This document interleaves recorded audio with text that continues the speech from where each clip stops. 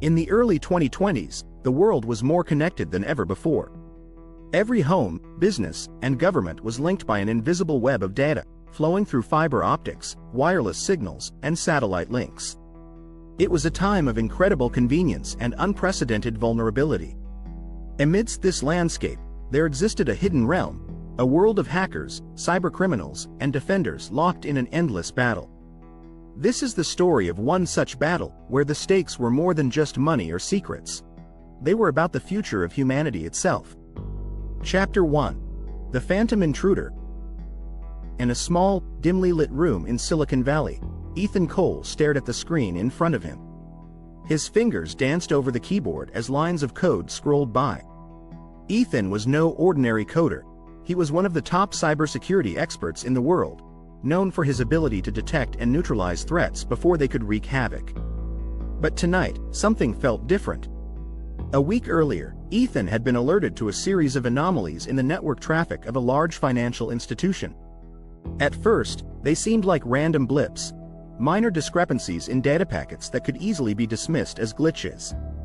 But as he dug deeper, he realized these were not glitches, they were the signs of a breach. "Whoever's doing this is good," he muttered to himself. The intruder was subtle, careful, leaving behind no obvious traces. They were like a ghost, slipping through the defenses without triggering alarms. Ethan knew this wasn't the work of an amateur. This was a professional, possibly a state-sponsored hacker, or worse, a member of the infamous dark web syndicate, a shadowy group known for their high-profile cyber attacks. Ethan's mind raced as he traced the intruder's path. Every time he thought he was close, the trail would go cold. The hacker was using a sophisticated web of proxies and false IP addresses, bouncing their signal around the globe, making it nearly impossible to track. They're looking for something, he realized. The hacker wasn't just siphoning off money or data. They were probing, searching for a specific target. But what? Chapter 2. The Sleeper Code. Across the world, in a quiet suburb of Moscow, a man known only as Victor leaned back in his chair, a smirk playing on his lips. He was the hacker Ethan was chasing, and he knew it. Victor was one of the dark web syndicate's elite operatives, a ghost in the machine. For months, Victor had been laying the groundwork for a massive cyber attack, one that would dwarf anything the world had seen before. He called it Project Lazarus, a multi-stage operation designed to bring down the global financial system. The first phase had already begun. Victor had infiltrated the networks of several major banks and financial institutions, planting a sleeper code, malware that lay dormant, undetected, waiting for the command to activate. When the time was right, the code would trigger a chain reaction, crashing systems, wiping out records, and causing billions of dollars in losses. But Project Lazarus was not just about money. Victor had a deeper motive. He was a believer in the ideology of resetting society, tearing down the existing order to build something new. The financial system, with its inequalities and corruption, was the perfect target. He knew Ethan was close to discovering his plan. The American cybersecurity expert was one of the few people who could potentially stop him. But Victor was prepared. He had studied Ethan's methods, anticipating his moves. The game of cat and mouse was on, and Victor was confident he would win. Chapter 3. The First Strike. Ethan didn't sleep for days. He worked tirelessly, trying to piece together the puzzle. He had alerted the authorities, but without concrete evidence, there was little they could do. It was up to him to stop the attack. Then it happened. It started with a bank in New York. The systems went down without warning, causing chaos as transactions failed, accounts were locked, and ATMs stopped working. Within minutes, the same thing happened in London, then Tokyo, and Hong Kong. The financial markets reacted in panic, stocks plummeted, and rumors of a cyber attack spread like wildfire. Ethan watched in horror as the news unfolded. "This is it," he whispered. Project Lazarus had begun. But something wasn't right. The attacks were too spread out, too random. Victor's plan was methodical, not chaotic. Ethan realized these were just the opening shots, a distraction to keep everyone focused on the wrong target. "What are you really after?" Ethan asked the screen in front of him, as if Victor could hear him. Then it hit him. The real target wasn't the banks themselves, but the underlying infrastructure that connected them.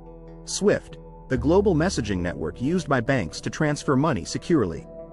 If Victor could take down SWIFT, it would bring the entire global financial system to a standstill. Chapter 4. The Counterattack. Ethan knew he had to act fast.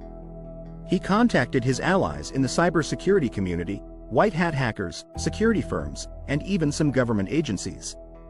Together, they launched a counterattack, tracing the malware back to its source.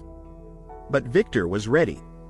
He had anticipated the response and set traps along the way: decoy servers, false trails, and even honeypots designed to lure in and expose the defenders.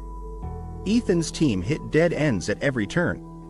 Time was running out, and Victor was getting closer to his goal. Then, in a moment of clarity, Ethan realized there was only one way to stop Victor. He had to confront him directly. Using a combination of social engineering and old-school hacking techniques, Ethan managed to penetrate the dark web's communication channels. He left a message for Victor, challenging him to a one-on-one duel in cyberspace. Chapter 5. The Duel. The duel took place in a virtual arena, a space where two minds could battle in real time, manipulating code and exploiting vulnerabilities. It was a test of skill, speed, and creativity. Ethan and Victor went head-to-head, launching attacks and counterattacks, each trying to outsmart the other. The virtual world around them flickered and distorted as they fought for control.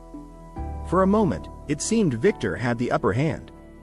He had years of experience as a black hat hacker, and his tactics were ruthless. But Ethan was determined. He knew that the fate of millions depended on him. In the end, it came down to a single line of code. Ethan had found a flaw in Victor's malware, a tiny vulnerability that, if exploited, could bring the entire operation crashing down. But it was risky. If he made a mistake, the malware could trigger early, causing untold damage. With a deep breath, Ethan executed the code. There was a moment of silence, then the virtual world around him shattered. Victor's connection was severed, and the malware was neutralized. Ethan collapsed in his chair, exhausted but victorious. He had stopped Project Lazarus, but the cost had been high. The financial system had taken a hit, and trust in cybersecurity was shaken. Chapter 6. The Aftermath. In the days that followed, the world slowly returned to normal. The banks restored their systems, and the markets stabilized. But the attack had left a scar, a reminder of how vulnerable the world had become.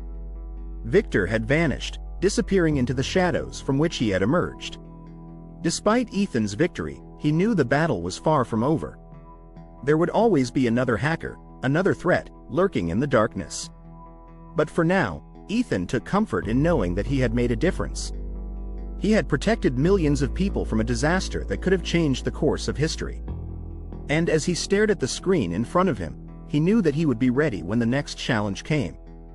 Because in the world of cybersecurity, there was no such thing as a final victory, only the next fight. Epilogue. The new frontier. Months after the attack, Ethan received an encrypted message. It was from Victor. Well played, Ethan. But this is only the beginning. The world is changing, and so must we. Next time, you may not be so lucky. Ethan smiled as he deleted the message. He knew Victor was right. The world was changing, faster than anyone could predict. The rise of artificial intelligence, quantum computing, and new technologies would bring new challenges and new dangers. But Ethan was ready. The war in cyberspace would continue, and he would be on the front lines, defending the digital world from those who sought to destroy it.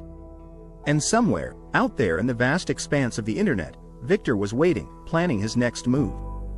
The game was far from over. End. This story of cybersecurity is a reminder of the constant battle between those who seek to protect and those who seek to exploit the digital world. In this new age of technology, the stakes have never been higher and the challenges never more complex. But as long as there are defenders like Ethan, there is hope that the balance can be maintained.